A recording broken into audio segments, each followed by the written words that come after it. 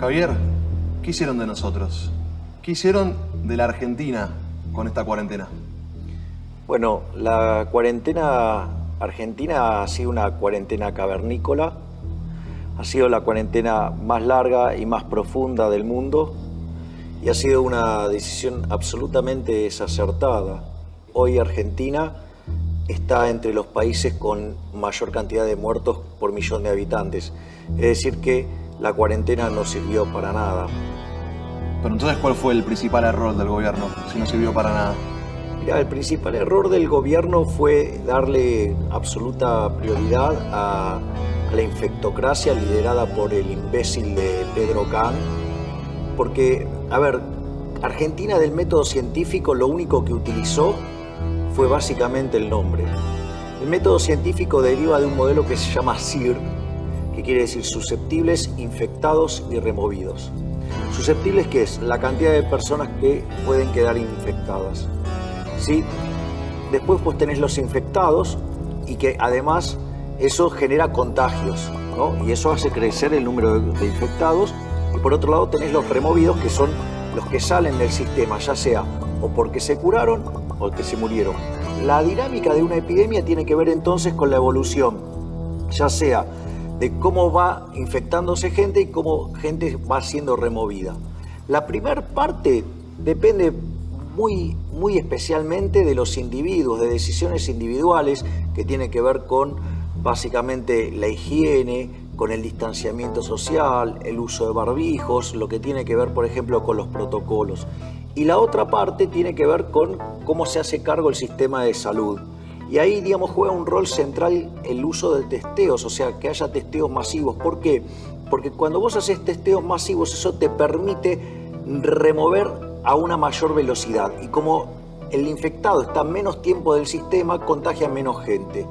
Entonces la clave es, bueno, hacer muchos testeos y además hacer seguimiento, o sea, la trazabilidad, ¿no? Y en realidad eso en Argentina no se hizo. ¿Y por qué no se hizo? Si había ejemplos afuera de que eso era exitoso y... Porque los políticos son unos ladrones.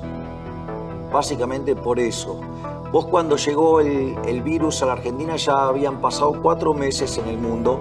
Tenías para capitalizar esa experiencia, pero ¿qué es lo que priorizó el gobierno? El gobierno encerró a todo el mundo y ¿eso qué hizo? Generó una brutal caída en el nivel de actividad que tiene como contrapartida una fuerte caída en la recaudación fiscal. ¿Pero qué dijo el presidente Alberto Fernández? Que la de ellos no se tocaba. Los privilegios de la oligarquía política no se tocaban, porque ellos se consideran una casta superior que, digamos, pueden dejar sin ingresos a todo el mundo, pero las de ellos no se toca.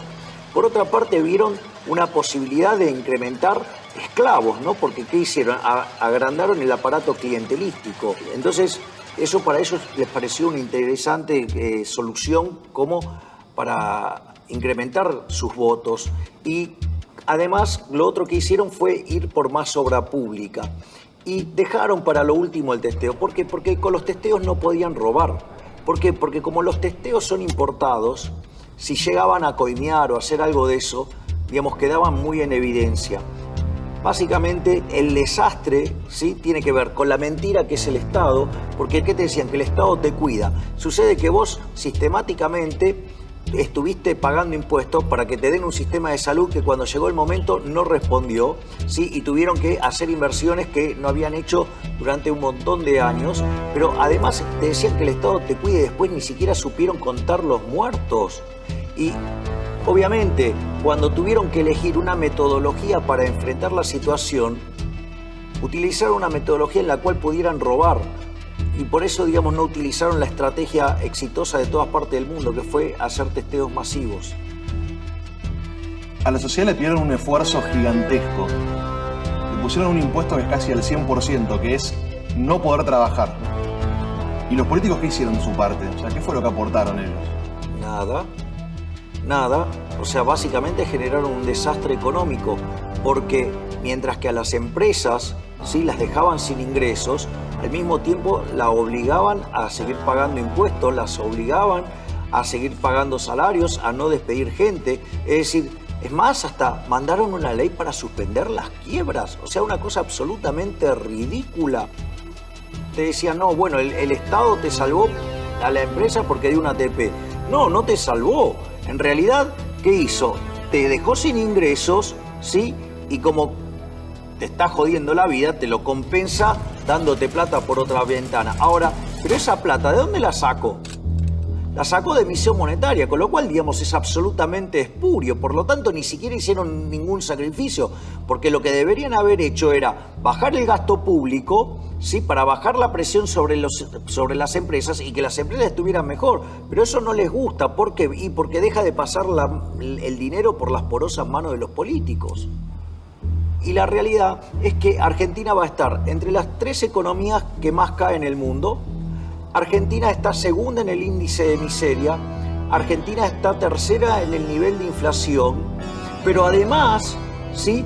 Teniendo la cuarentena más larga y más profunda del mundo, tenemos que pertenecemos al grupo del 10% de países con mayor cantidad de muertos por millón. Es decir, es un disparate, o sea, fracasó todo.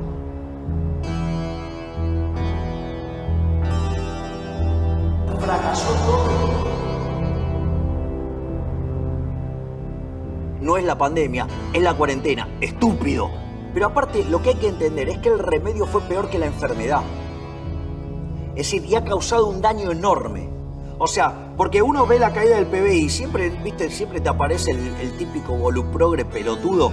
Ay, no, ustedes son materialistas y el PBI... No, boludo, digamos que el PBI se caiga de la manera muere que se... gente también por eso. ¿Me comprendés? Es una locura. Esta gente es criminal. Lo que hizo es criminal. Es decir, es un delirio. Son criminales.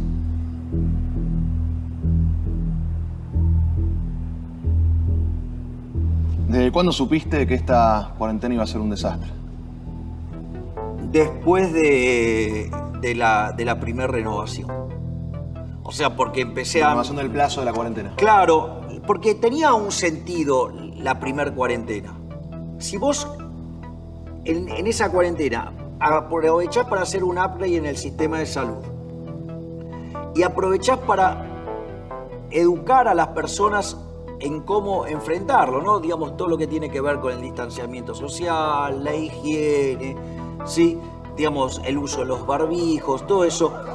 Vos le das tiempo al sistema de salud para que tenga mayor capacidad de respuesta. Entonces, los casos críticos, digamos, se reducen fuertemente y entonces vos tenés que la cantidad de muertos cae. Eso, digo, tenía un sentido. Pero después... Bueno, extendiendo. Claro, pero después apareció algo mucho más complicado y es que al gobierno esto le gustó. Porque consiguió el sueño húmedo de todo zurdo de mierda, que es el control total sobre la población. Esto, digamos que parece una locura, esto está en un libro de Foucault de 1975 que se llama Vigilar y Castigar. En el capítulo 3 trata el tema de la disciplina y cuenta el caso de una comunidad a fines del siglo XVIII, cómo enfrenta la peste. Y cuando vos ves esa descripción, no difiere mucho, por ejemplo, cuando define quiénes son esenciales y quiénes no, quiénes pueden salir y quiénes no, cómo se los controla, cómo se los vigila, cómo quedan todos encerrados. Claro, ¿me entendés? O sea, es el sueño del comunista, ¿me entendés? ¿Por qué? Porque tiene a todos los seres humanos controlados. Y una hasta el detalle más ínfimo de la vida de él. Exactamente, pero lo peor de todo es que no se quedaron ahí. Porque Foucault después en 1977 hace una mejora sobre esto y dice al biocontrol, es decir, que te controlen físicamente, le agrega el control de la psiquis. Y eso en el caso argentino, digamos, o sea, en todo el mundo fue grosero, pero en el caso argentino fue peor. Porque vos en todo el mundo, ¿qué es lo que te encontraste? Te encontraste que estaban los zócalos donde en tiempo real te mostraban la cantidad de muertos en el mundo. Juegan con el miedo de la gente. Bien, ese es el otro punto. El eje central es el miedo. Es decir, porque en el fondo, digamos, o sea, con el correr de los años, o sea, el gran miedo que sigue teniendo el ser humano es el miedo a la muerte. Y cuando, digamos, te amenazan con la muerte, digamos, si te persiguen con la muerte y te la muestran todo el día de esa manera, sin ponerte un orden de magnitudes, o sea, le están infundiendo un miedo a la gente que no tiene sentido. Es decir, a ver, tardaron, digo, ¿Qué decía Friedman? Primero los datos. A ver, ¿cuántas personas mueren en un año en el planeta Tierra? 60 millones de seres humanos. 165.000 por día. Tardó el coronavirus 105 días a llegar a ese número. Es decir, entonces, lo que a mí me parece es que la cuarentena lo que permitió es que gobiernos con vocación totalitaria avanzaran en ese programa. Y el caso de Argentina tiene una complicación adicional. El problema es que con la llegada del coronavirus, ese proceso se retroalimentó y aparecieron todos los orcos de la camporonga, ¿me entendés? Para pronunciar el avance hacia la izquierda y pronunciar la agenda del Foro de San Pablo, porque lo que está haciendo Argentina no es que no tiene plan, el plan es el Foro de San Pablo. Y ese plan, ¿dónde se aplicó? Se aplicó en Venezuela. En los últimos 6 años, el PBI de Venezuela cayó 70%.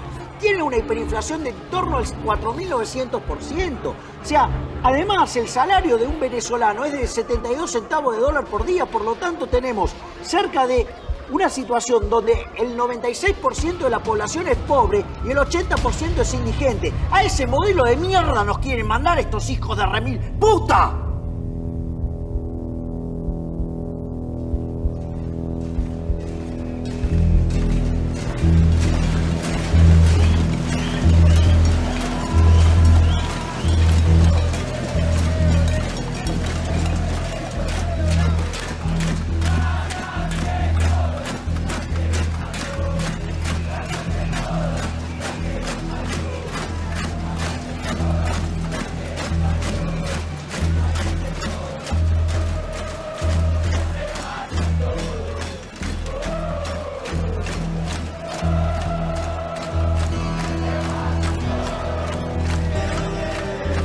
En las calles se ve devastación, negocios cerrados, persianas bajas.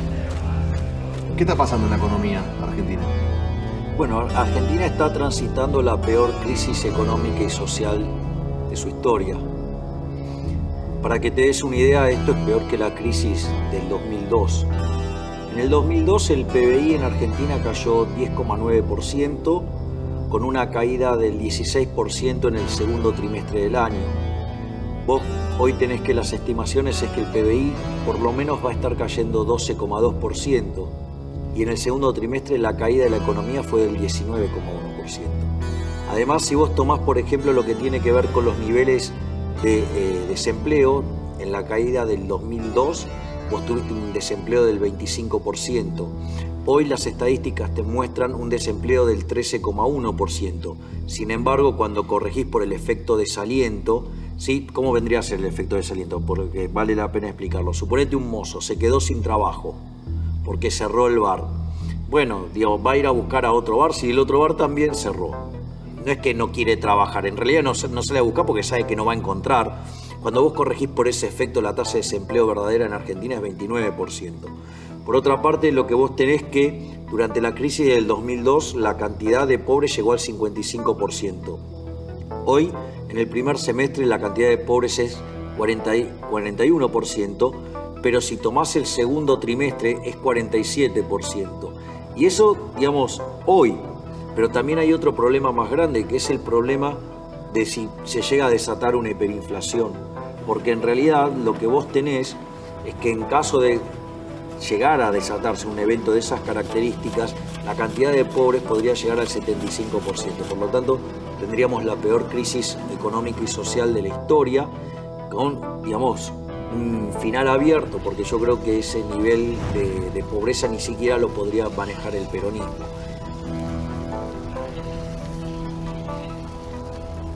Es cierto que todo el mundo está mostrando caídas, pero Argentina está dentro de los peores. Pensá que la caída del PBI en el mundo va a estar en torno al 3,5%. ¿Y en Argentina? Por lo menos va a caer el 12%, que es lo que espera el gobierno.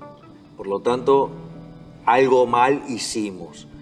¿Qué está pasando con el peso, Javier? Que la gente cada vez puede comprar menos, cada vez le alcanza menos, no llegan a fin de mes. O sea, ¿qué pasa con el peso?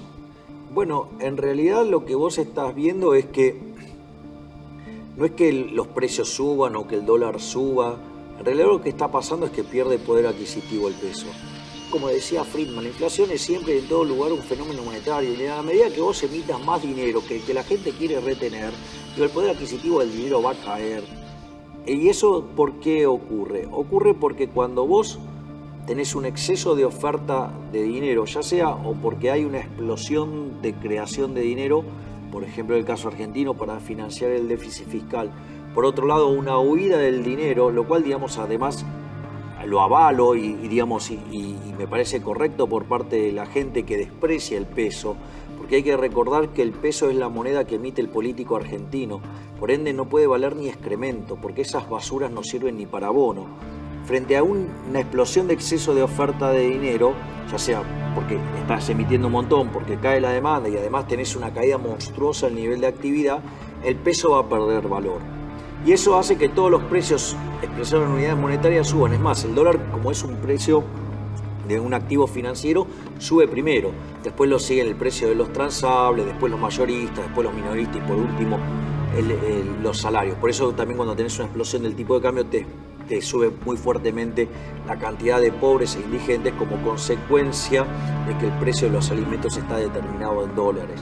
Desde las PASO del año pasado hasta este momento, el tipo de cambio subió más de 300%. Por lo tanto, esta economía trae una inercia inflacionaria, ¿sí?, de 300%. Si yo tomo, por ejemplo, el último dato de inflación de 2,8 y contemplo que hay 70% del índice de precios, ya sea pisado o en cuarentenado, significa una inflación mensual del 10. Anualizado te da 200. Es decir, ponelo como quieras, pero no le dan los números. Además, o sea, vos tenés 8 puntos de déficit fiscal primario, o sea, estás emitiendo a lo loco, digamos, la gente está rechazando el peso, por eso tenés el cepo que tenés, entonces, digamos, y con una caída del nivel de actividad monstruosa, por lo tanto, inexorablemente los precios se van a ir a las nubes, porque además hay otro problema que se llama money overhang. ¿Qué pasa? Y bueno, mirá, la gente, digamos, tampoco puede deshacerse de los pesos tan fácilmente, entonces vos, por ejemplo, lo que ves es que está cayendo mucho la velocidad del dinero.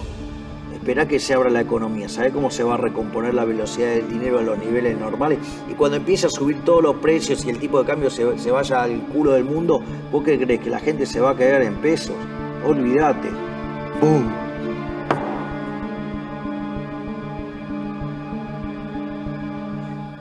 ¿Y el cepo? ¿Cómo lo podemos definir como medida? Mirá, el cepo en rigor es una medida inmoral y además constituye una estafa. Es inmoral porque implica un cercenamiento de las libertades individuales, porque a alguien desde la poltrona se le cantó el traste de decir que vos no podés consumir un determinado producto. Por ejemplo, podrían también decir, bueno, a partir de mañana no se consumen más tomates, ¿no? Y ¿sabés cómo van a estar los productores de tomate? Van a estar como locos.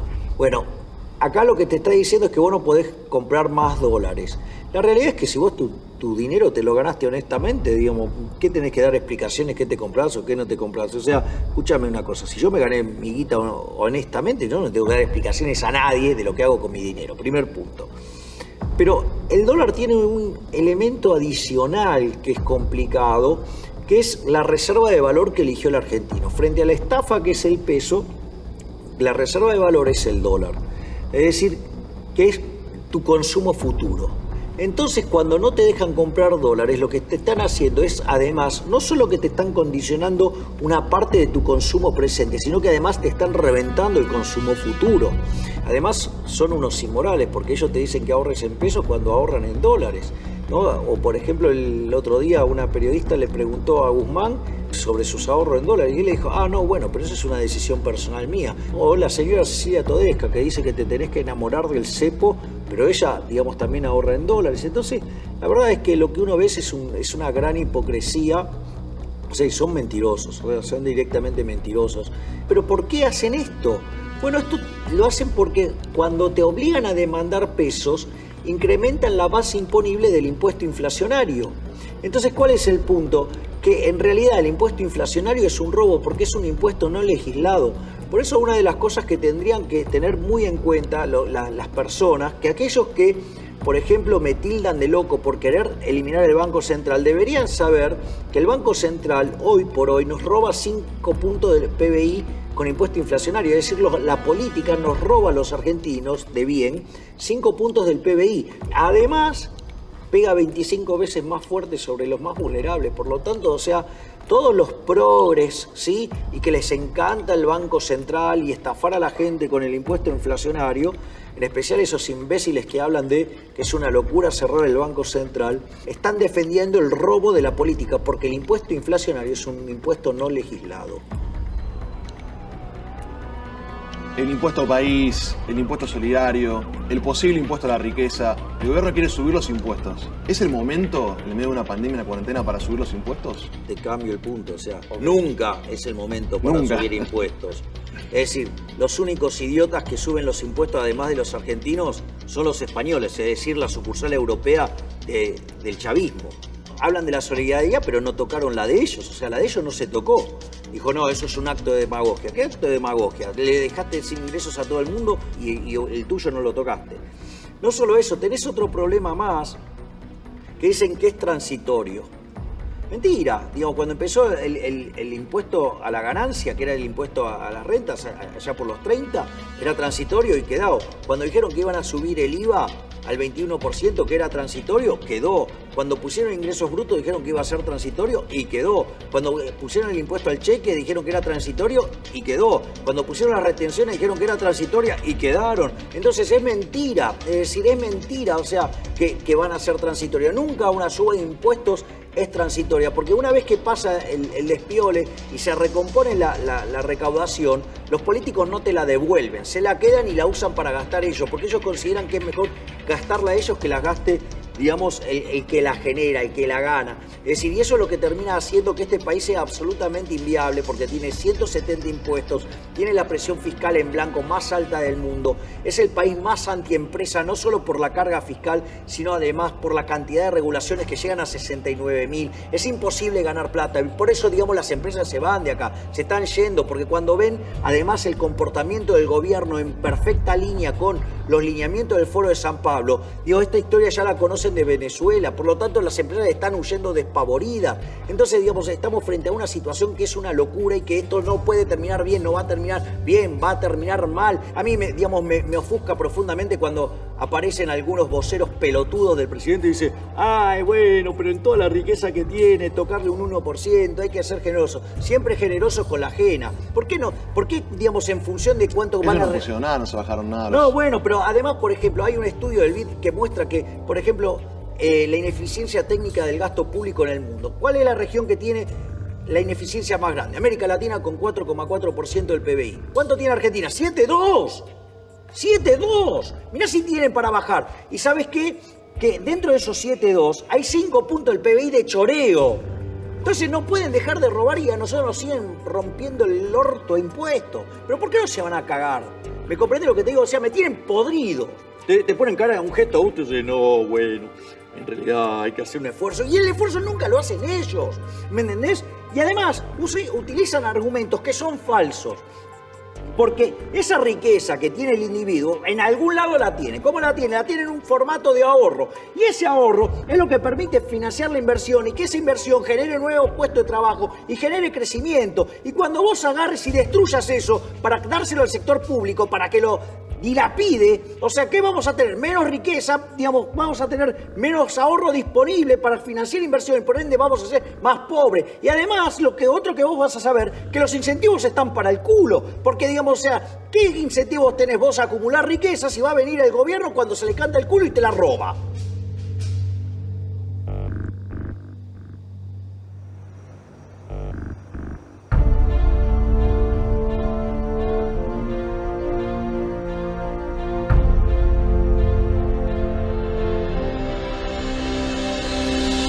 Libertarios, estamos frente a un momento histórico. Después de 100 años de decadencia socialista, de ser víctimas de zurdos empobrecedores, los individuos comenzaron a despertar. Es nuestra misión contarles que el camino es el camino de la libertad. Recordemos que aquellos países que son libres, el PBI per cápita es 8 veces más grande que los países reprimidos. Además, el decil más bajo de la distribución está 11 veces mejor que su equivalente en el país reprimido y además están mejor que el 90% de la población. Tenemos 25 veces menos de pobres estándar y 50 veces menos de pobres extremos. Recuerden que somos superiores en el plano de la moral, ya que el socialismo se basa en la envidia, en el odio, en el resentimiento, en el trato desigual frente a la ley, en el robo y en el asesinato, mientras que nosotros nos basamos en el respeto irrestricto del proyecto de vida del prójimo, donde solamente es posible ser exitoso sirviendo al prójimo con bienes de mejor calidad a un mejor precio. Y como si todo esto fuera poco, somos superiores estéticamente. Recuerden lo que era la Unión Soviética, lo que eran sus edificios, cuadrados, oscuros, sin ventanas, con la basura de Cuba, que parece un queso gruyere. Comparen contra la maravilla que es Nueva York. Por lo tanto, la victoria será nuestra. Avancemos sin miedo. ¡Viva la libertad, carajo!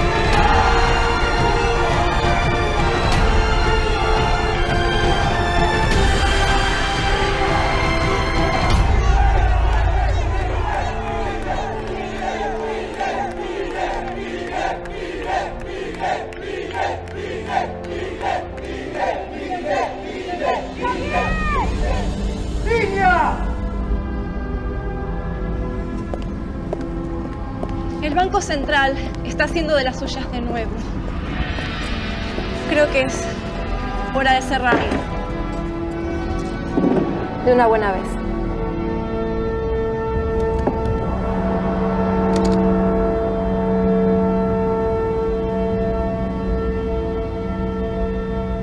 ¡Destrucción! ¡Destrucción! ¡Destrucción!